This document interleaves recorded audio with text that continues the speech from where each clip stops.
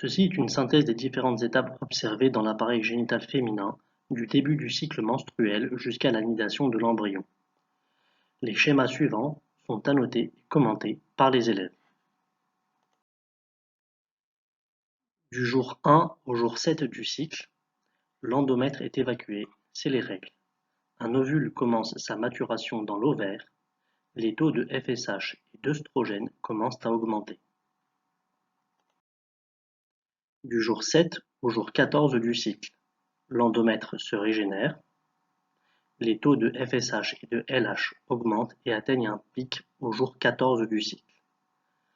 Ce pic déclenche l'ovulation. Au jour 14 du cycle, en cas de rapport sexuel non protégé, un spermatozoïde va rencontrer l'ovule dans le premier tiers de la trompe de Fallope.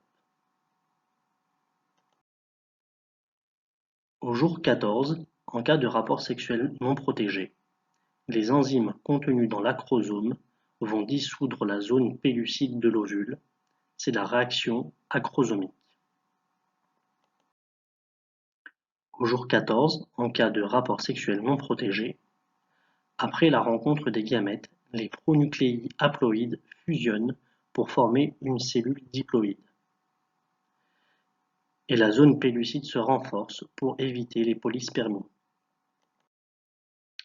Au moment de la fécondation, la cellule œuf diploïde est nommée zygote. Dans les 30 heures qui suivent la fécondation, le zygote va se diviser en 2 cellules, formant ainsi un embryon. De 30 à 48 heures après la fécondation, l'embryon va subir des divisions cellulaires successives et atteindre le stade morula à 16 cellules. L'embryon quitte alors la trompe de Fallope pour entrer dans l'utérus. De 2 à 5 jours après la fécondation, l'embryon se creuse d'une cavité, le blastocèle. C'est le stade blastocyste.